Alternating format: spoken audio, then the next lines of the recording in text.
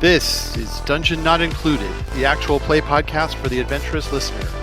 You are listening to our game of Bulldogs, a sci-fi adventure RPG from Galileo Games. Brennan is your GM and host, Frank plays Sticky, Alex plays Graucom McGruff, and Red plays San Ming. Our theme music is by Seamus Ronan.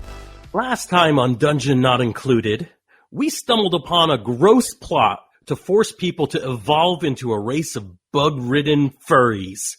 So naturally, the greatest crew this side of the universe did what we do. We went to the proper authorities.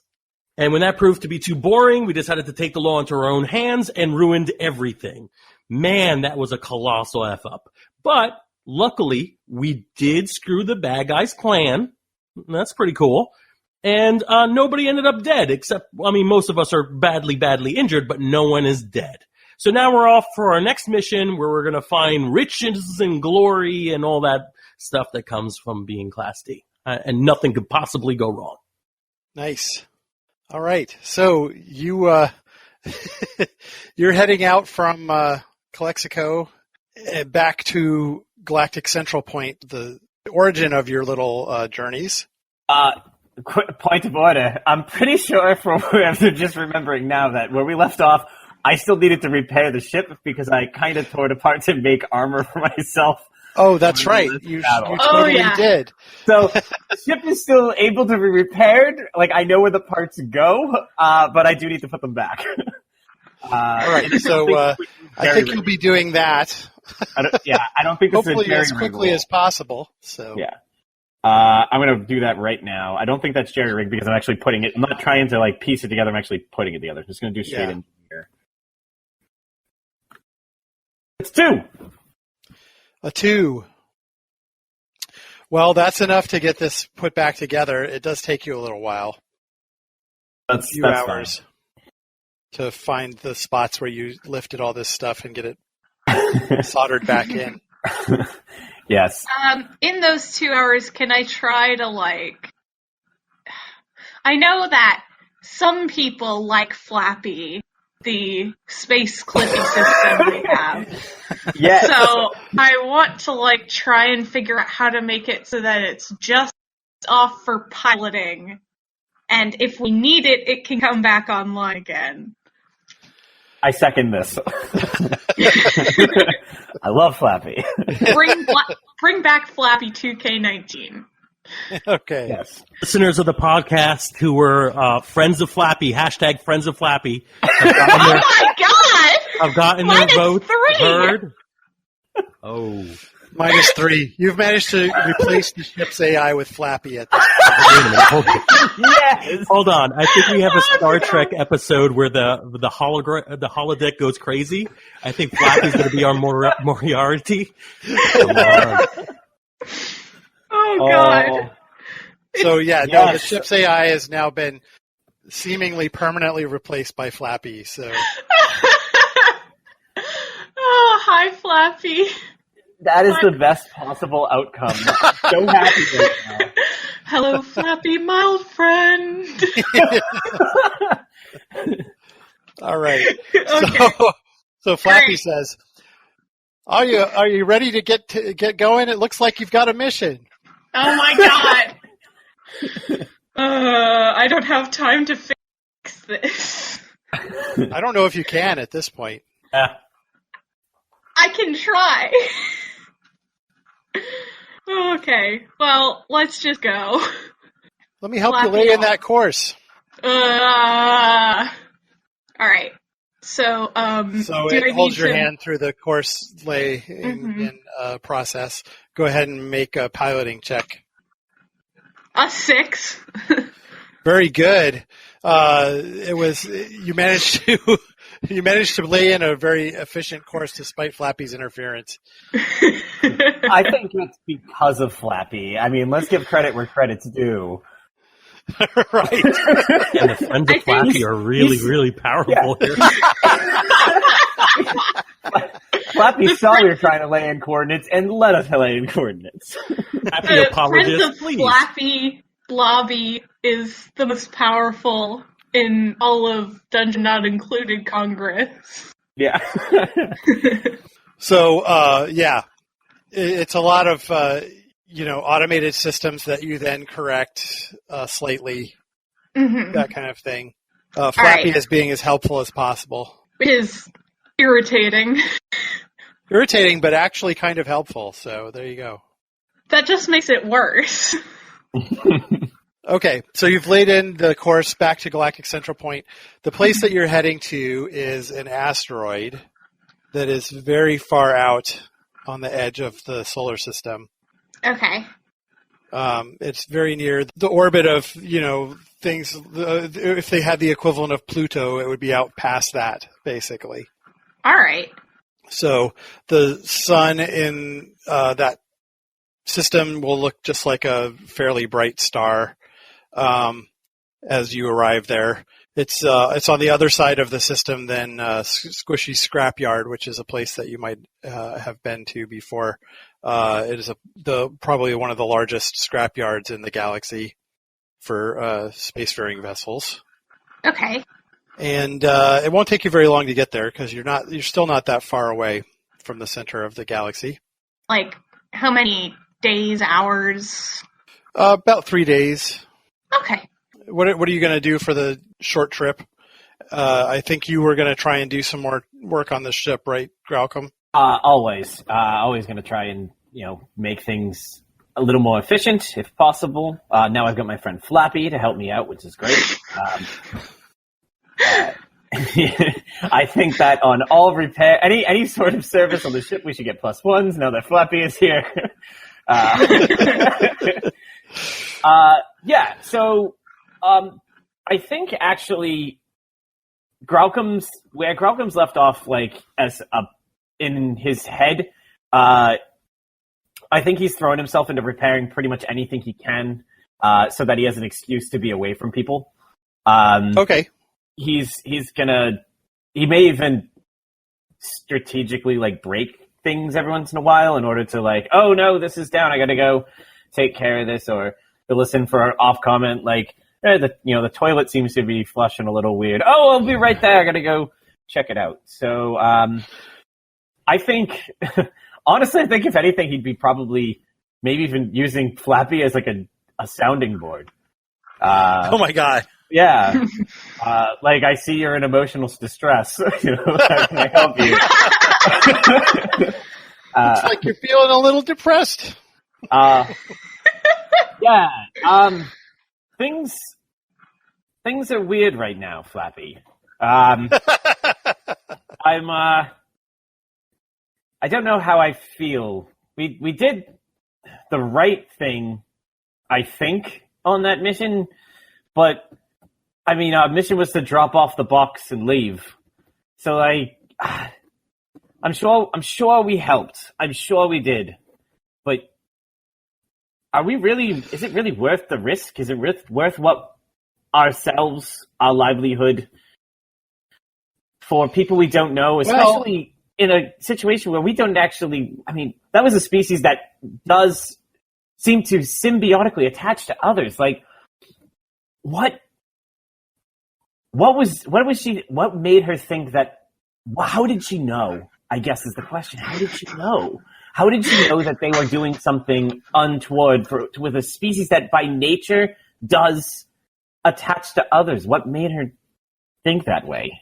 I don't know, Flappy. I don't know.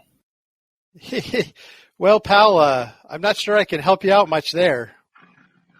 Thanks, Flappy. He turns off the little picture, and Flappy goes away. Exactly what my Google Home does every time I ask any question that's a little complicated. I don't know that yet. Thanks.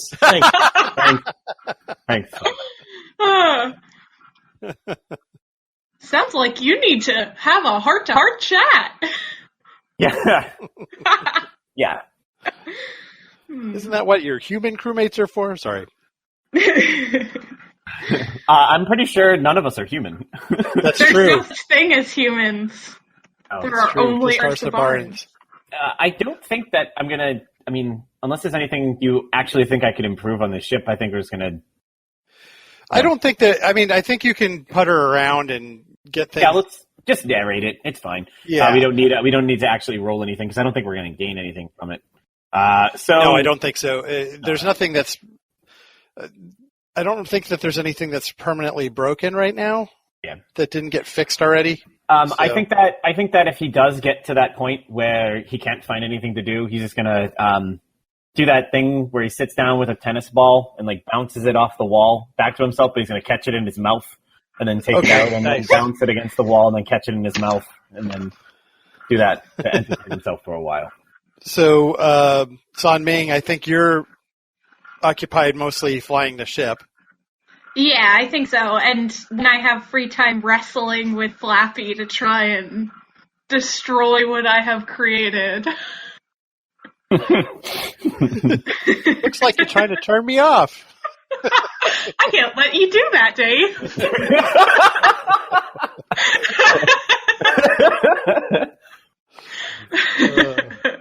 All right. And how about Sticky? What are you going to be up to?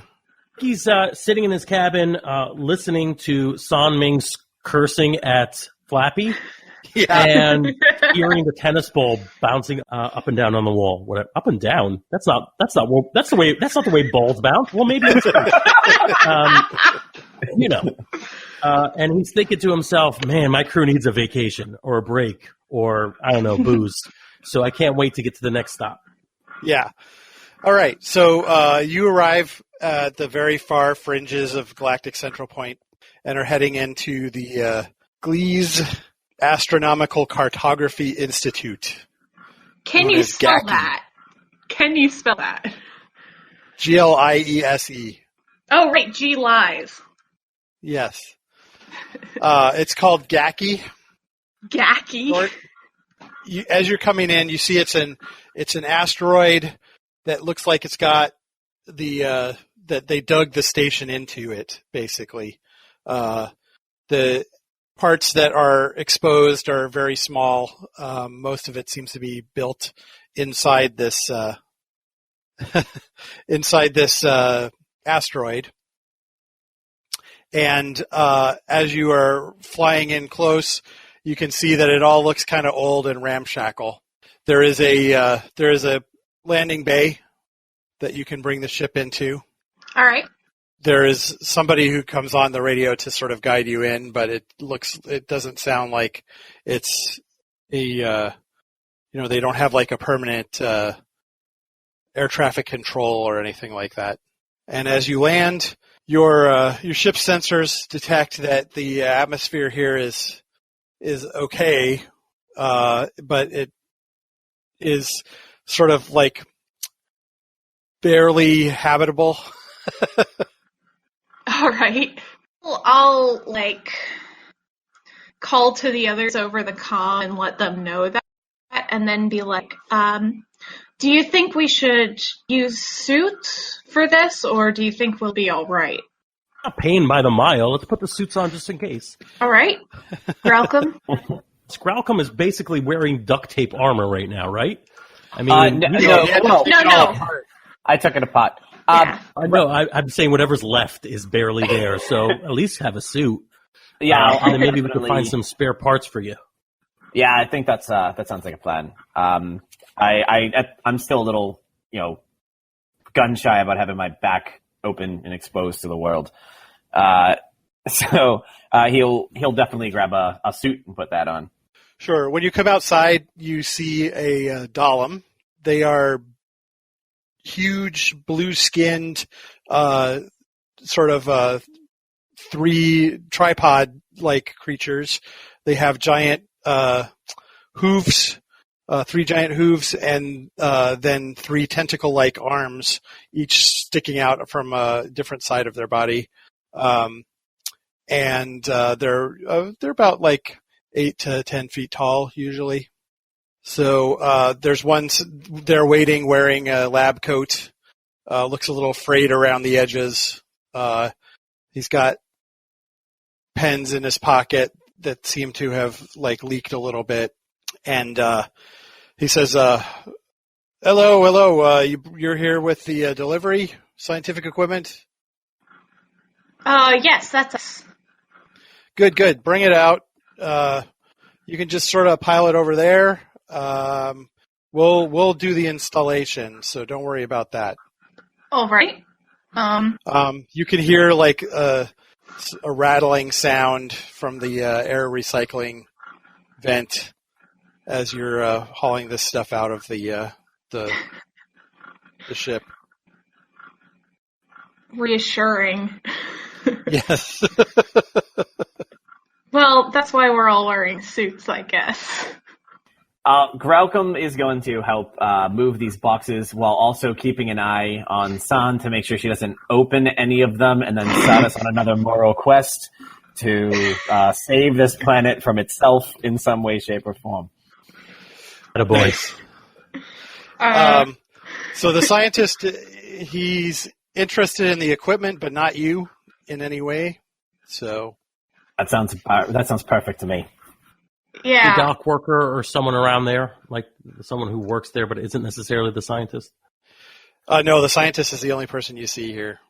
All right, well, I try to get his attention. I'm like, hey, before you get buried in those boxes, anything fun to do in this rock? We have a cafeteria. Oh, great. Thank you.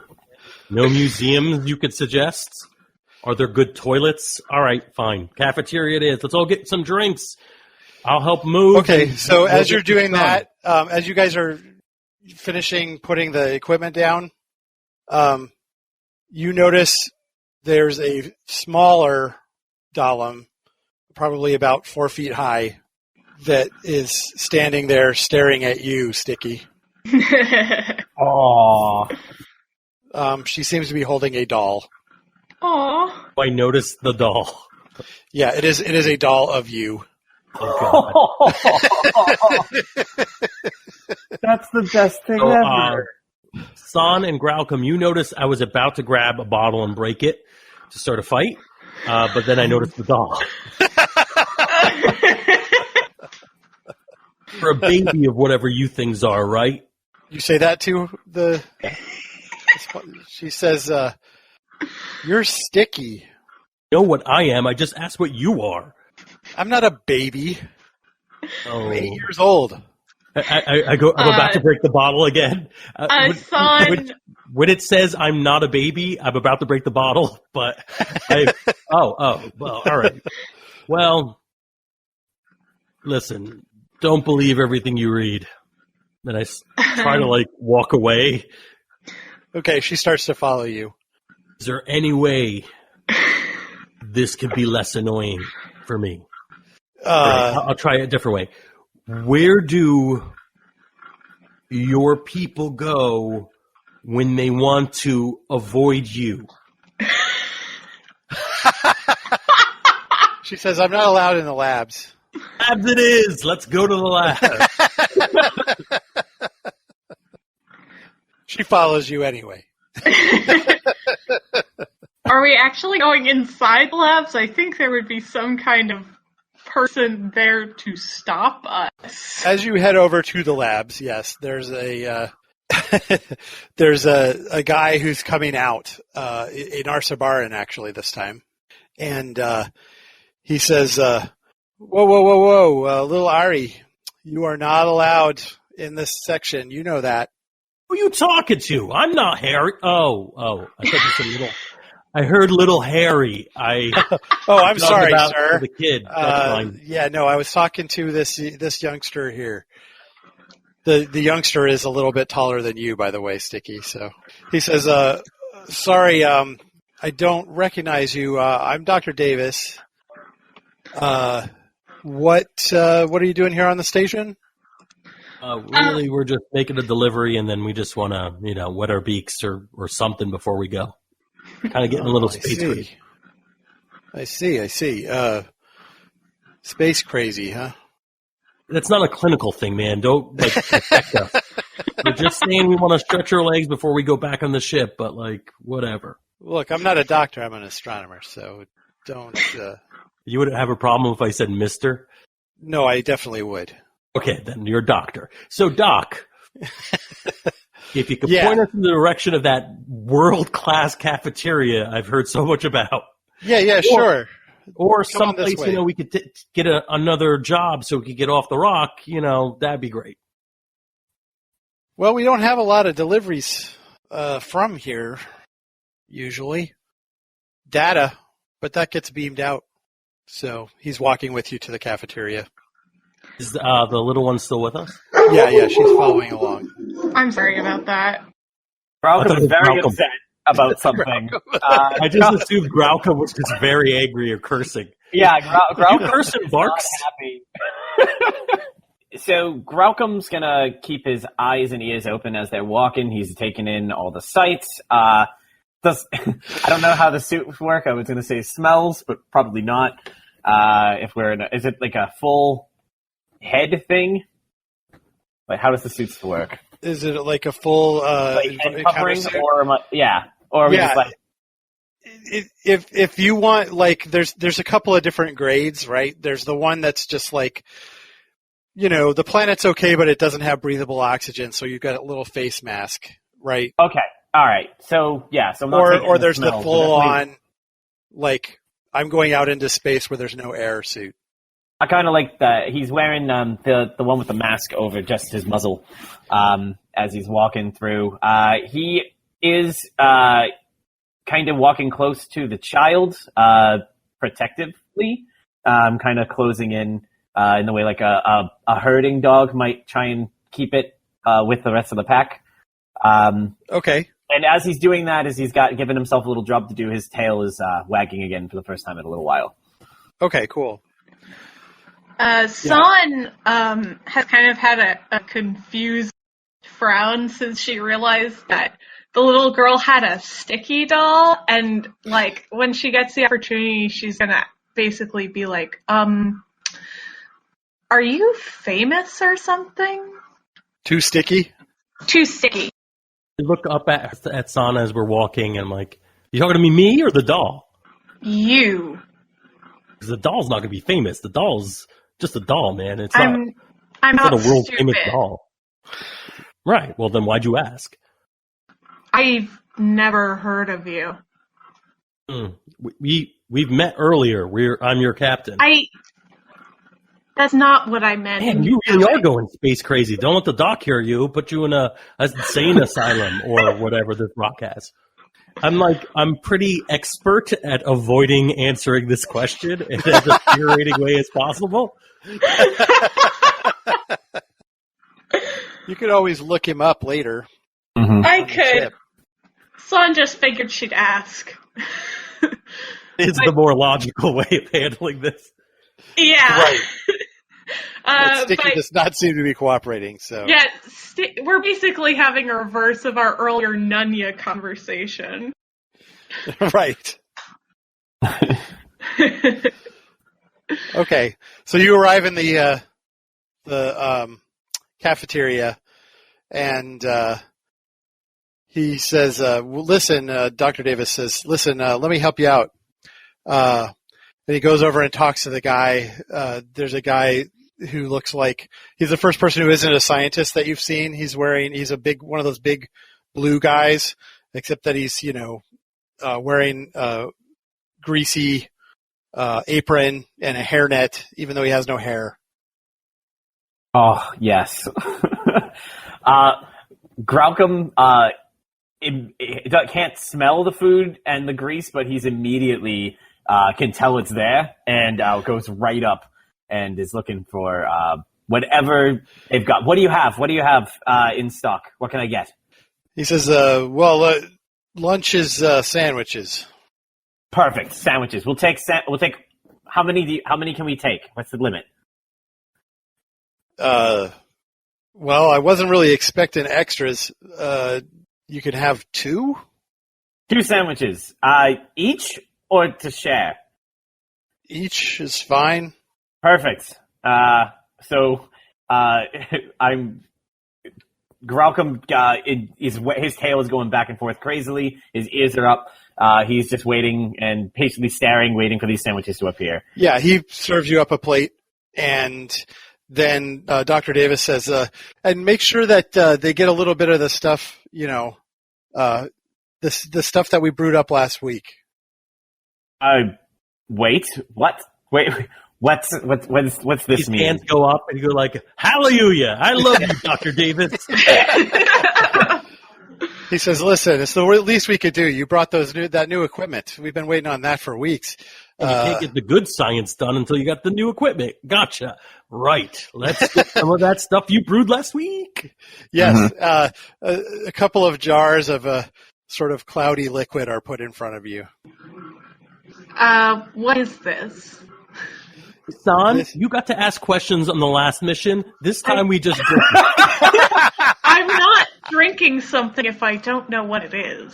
He says it's a little homebrew hooch. Yeah. Oh, okay. Gralcom says, I'm with her, though he's already shoved a sandwich in his mouth that he doesn't know what's in it. There was a meat-like substance in it, so there you go. He's holding his nose, pulling the mask off, shoving a sandwich in, chewing, and then putting the mask back on. It's pastrami-like. Very good. Very happy. Happy dog. Some other scientists are in here eating. Most of them seem to be these big blue guys, the Dahlem. Dr. Davis will come and sit down with you. Doc, what is it you guys are researching here? Oh, we have the most extensive astronomical mapping facility in the galaxy. And is the new equipment for the astronomy or for the air filtration system? Air filtration system? No. That works fine. He says, looking up at the ceiling. He says, no, it's new parts for the telescope, and you can tell he's about to tell you something that's really boring if you let him keep going. Oh, something will let him keep going. All right, so he starts to get into technical minutia about what it's going to do. Yeah, Sonning doesn't understand any of it, like, straight up, but she thinks it's really interesting that he finds it interesting. Yeah. Meanwhile, little Ari has sat down next to Sticky. Now, this stuff burns going in and out. Want them? Yeah, Dr. Davis is like, yeah, it's good stuff. But I'm offering some to the child. The kid? Yes. He starts to reach for it, and then Dr. Davis is like, no, that's not a good idea. I don't think so. Moon drunk? I got you. Sonmik takes a sip and says, reminds serious. me of home. Oh, I'm not joking. Our children are the most dangerous, especially when they're drunk. Oh, that's not true here, says Dr. Davis. Oh, yeah, I guess because I'm a little lubricated, I will be a little bit more receptive to whatever the child says to me, but I'm... Okay. Yeah. She just basically is like, she just can't believe that you're sitting there for the most part, and is mostly just staring at you. All right, good. So I'm, I think I'm going to be less angry than I would have if I wasn't already drinking. Like normally, I don't like people looking at me, so I'm a little bit more smiley and cute than I would have wanted to appear. Okay, so she sits down and she takes a drink that has been provided for her, which is not alcoholic. And she's pouring it into a little tiny cup, and then having the doll of you drink it. Yeah, I slam the bar, and I be like, one for the little guy, one for the little Vicky. Oh gosh.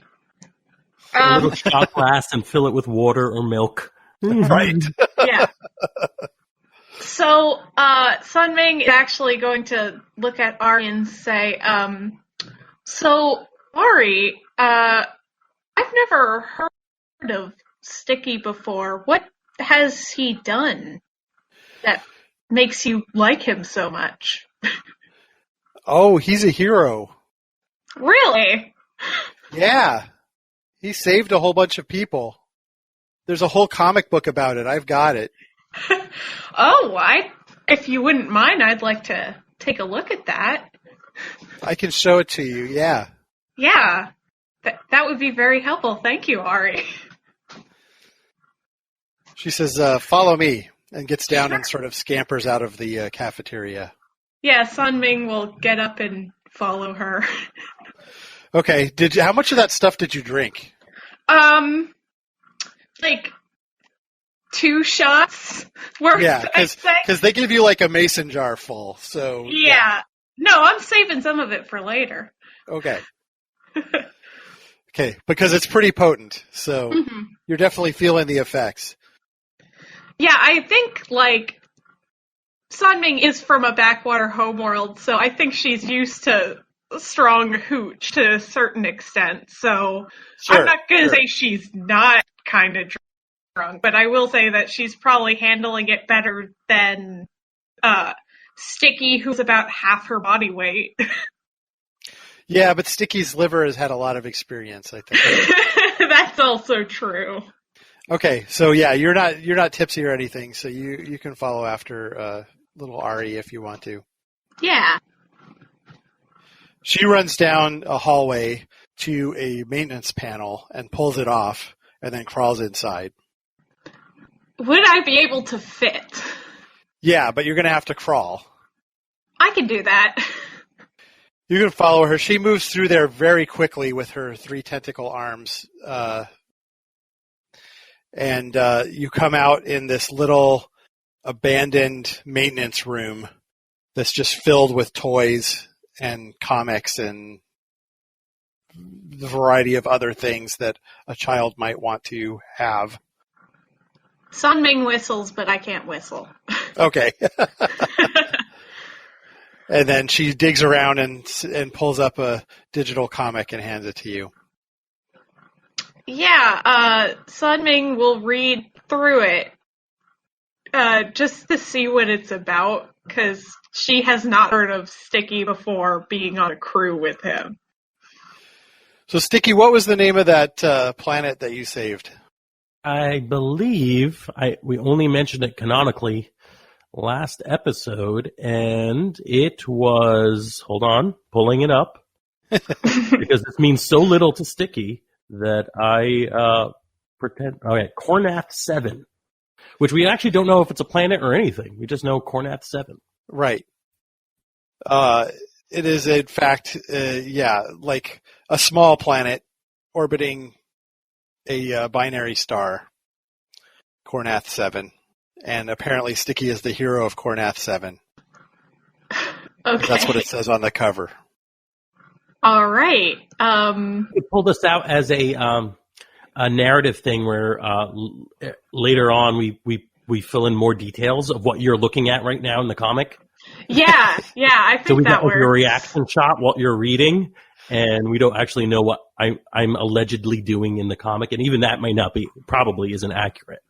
Yeah, so, like, what it is, like, we get a shot of, like, Ari handing the comic book to San. San is holding it, and you just see the cover, and it's, like, Sticky in this action pose in a spacesuit shooting at, like, ships or something with a planet in the background. It says, Sticky, hero of Cornath 7, and then it cuts away. Nice.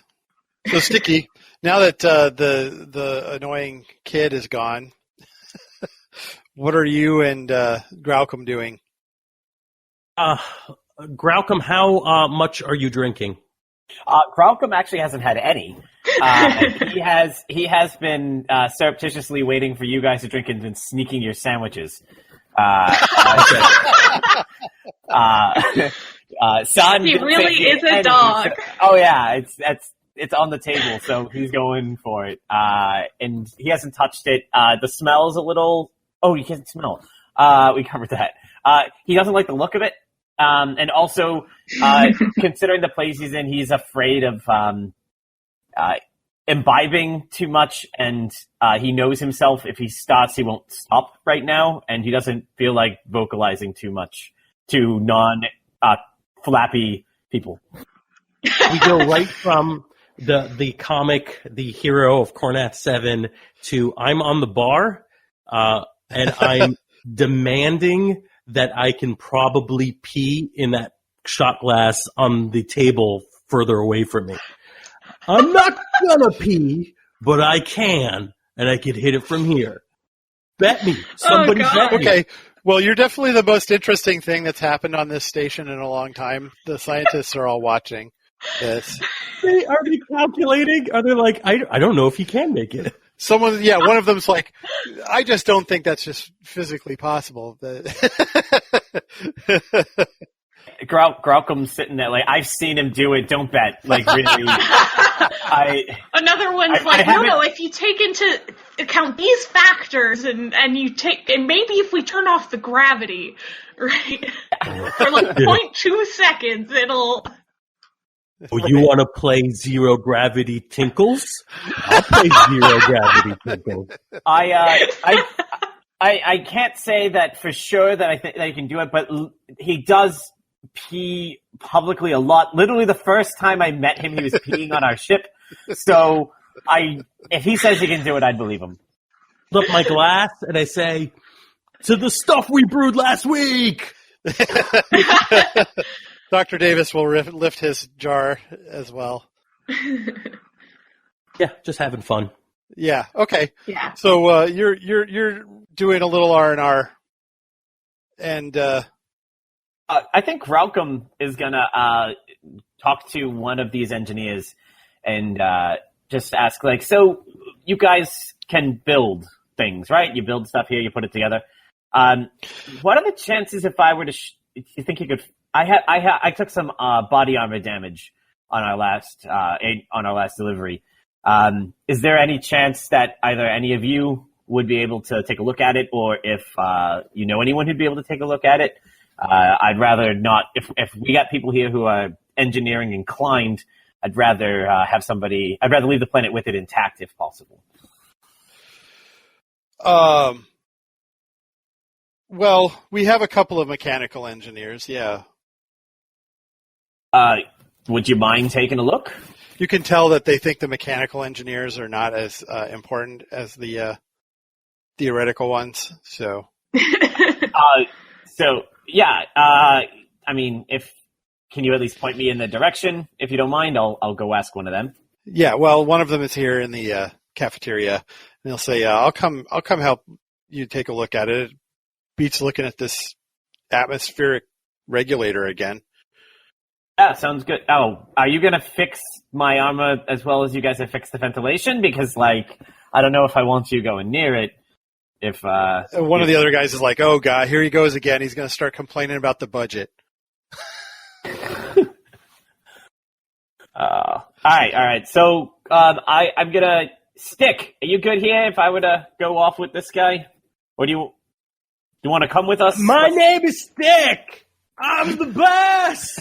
I think he's fine. So I'm gonna take the engineer back to our ship and have him take a look at my armor. Okay. You don't actually have to roleplay that out if you want to just like have me roll something. Yeah, you could just roll and have him help you out. Yeah. Is there anything in particular you want me to hit here, and we'll see if it works? I have contacts. Roll contacts. Yeah, it's only a 1, so probably nothing good there. Hey, a 2! Yeah, it's good enough to get this guy to help you out. Awesome. All right. He does kind of chew your ear a bit, bitching about how they don't have enough supplies for the atmospheric systems, which, are kind of important because people need to breathe. Oh, yeah, no, I understand that entirely. I mean, fish got to swim, birds got to fly, people got to breathe. Anyway, let's take a look at your stuff here. Yeah, absolutely. So he pulls out the armor and lets him take a look at it. You can see the 2 large smacks that it had taken in the last battle. Right. Yeah, is there, you think there's anything? What you was do the with this? condition that was put on that armor? Do you know? Oh, I don't know. I think it was just, I don't know did it take a condition? It just absorbed, I know it absorbed 2 hits, but I don't know. It takes a condition, is what it does. What are some possible conditions that it could have taken? Because maybe it'll refresh my memory, because it's not on my character sheet. Oh, that's okay. We'll just say, it doesn't really matter that much. It's got a couple of holes in it, basically, right? Yep, ventilated, yes. Ventilated, yes. Yes, that'll be the condition, ventilated. So he takes a look and you can see the 2 holes that are in it. And he says, hey, do you think there's anything you can do about these? And he sticks 2 of his furry fingers through the holes, like wiggles them a bit so you can see where the issue is. He says, well, there's 2 ways to deal with this. There's the easy way and then there's the hard way. Okay. What's the easy way? I got a couple of jars of Quick Fix. We could just patch it back up. What's the hard way? You're going to need to, weld something on here. So, in doing so, is it going to change the real appearance of this armor? Because it's my old army uniform. I was hoping. Yeah, there'll be a big patch on it. If you want to go with the Quick Fix, that's probably the easiest. Yeah. What's the chances of it holding? Pretty good. The stuff's meant to, plug holes in ships when there's an atmospheric breach. You know what? Maybe it's time I stop putting hard as more of concrete this. once it dries. Yeah. Maybe it's time that I stop putting some of this stuff behind you. Get a real patch on there. Something that's going to hold. All Something right. strong. So he hands over his military insigniaed armor and leaves him with it to patch it up. The guy says, so do you want to come down to see where I work? I've got a lab here. Sure, why not? It's got to be better than the show going on in the calf. Meanwhile, is Sticky actually peeing in the cup now? I am. That's my favorite transition of any podcast. Meanwhile, I'm leading everyone in a chorus of "Sweet Caroline." Nice. And, ba, and then, ba, yeah. ba. Nice. So yeah, you're basically you started a scientist party. So Oh God, that's what I want to be famous for. I want to be famous for finding a way to make scientists fun. You're accomplishing that. I'm sure the people on this station can fucking use it. Yeah, it sounds it. yeah, no, they all seem pretty desperate for some amusement besides what they're doing here. So yeah. Anyway, Red. Mm-hmm. San Ming is you've read the comic now. Uh-huh. And little Ari is now having you play a game with her. Nice. Okay. Oh. Yeah. I think Sun Ming is absolutely indulging her, right? Okay. But she will at some point ask, how do you keep yourself entertained on a science station if you can't go in the labs? She says, it is pretty boring here. Yeah? Yeah. So whenever somebody new comes, I always come to see them. Well, I'm sure that's at least fun. It's better than nothing. Yeah. So, Some people are cool. that's good. What do you think of Sticky in real life? He's pretty loud. That's a very accurate You can statement. hear Sweet Caroline barely in the background. Like faintly in the background, do you hear like a Yeah. giant chorus of Sweet Caroline? Times never felt so good. Yeah. She says, my mom works here. That's why I'm here. Yeah? What does your mom do? Science. Yeah, I'm sure she does. Do you have, like, a lot of these little vent hiding places? She says, "No, this is the one." Well, it's a nice setup. She seems happy that you said that. and San will let her take over and lead her game of whatever she was playing with San. Right. So, Graucom, you get your armor repaired. So I watch him fix up the armor, and in the process, a big part of the insignias that were on the front are covered, which, of course, is going to make things a little... I'm going to be losing a bit of my ability to use that to my advantage, being able to, use my background there. But he feels a little weight off his shoulders watching the insignias start disappearing. Do we have a name for this engineer? His name is Truve. Truve. So Truve, I know that you're talking about your budget, and you guys seem to be having some issues there. So we're in the need of a job, and so since there doesn't appear to be anything on here that's legal of need, is there anything we can do that might be off the books that we might be able to help each other out? Because we always need work, we need connections, and we need supplies. And as other than information, and I know you guys said that you can get information easy enough. Is there anything you need that maybe might help you balance your budget, or any favors that we might be able to do for you? He says, well, I could use some more equipment, but we tried buying it from Squishy, and he's a little too he drives too hard a bargain. So you need equipment. Squishy's got it. So I mean, if you wouldn't mind going over there and, I don't know, scrounging through the shipyard there for any kind of atmospheric equipment you could get your hands on. Yeah, absolutely. We just need... you guys make maps, right? You have the top star charts? That's right. Maybe there's some sort of arrangement we can make in terms of...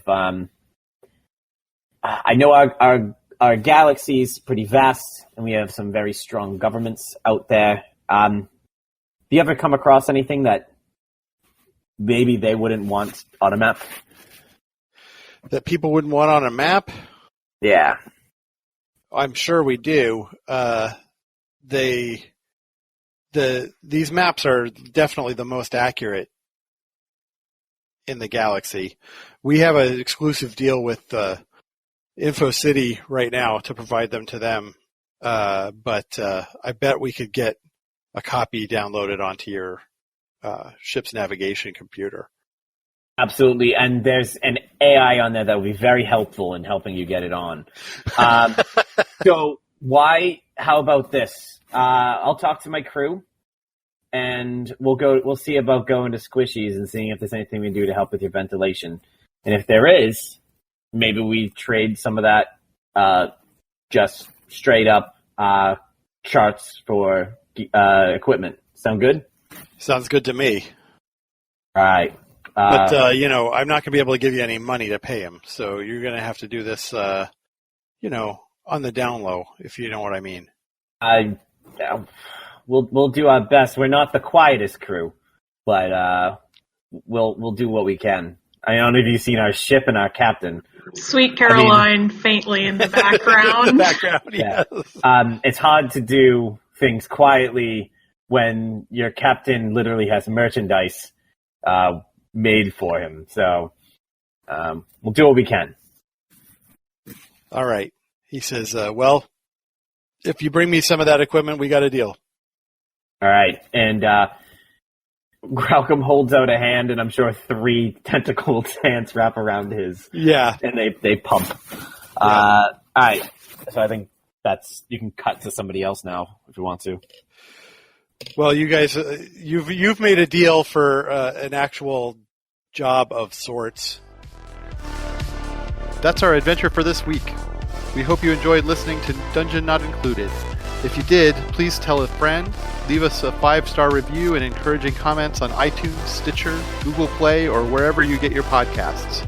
It really helps spread word for new shows like ours. You can follow the latest from the Dungeon Not Included crew on Twitter at DNI Crew, or over at Facebook at Dungeon Not Included, or at our home on the Non-Productive Network at Non-Productive.com/DNI Crew, where you can find articles, character sheets, and Patreon exclusives, as well as our latest episodes. All of us do this for the love of the game, but every little bit helps us keep making Dungeon Not Included. Thanks for listening.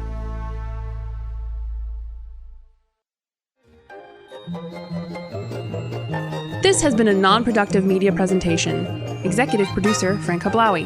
This program and many others like it on the Non-Productive Network is distributed under a Creative Commons Attribution Non-Commercial No Derivatives license. Please share it, but ask before trying to change it or sell it. For more information, visit non-productive.com.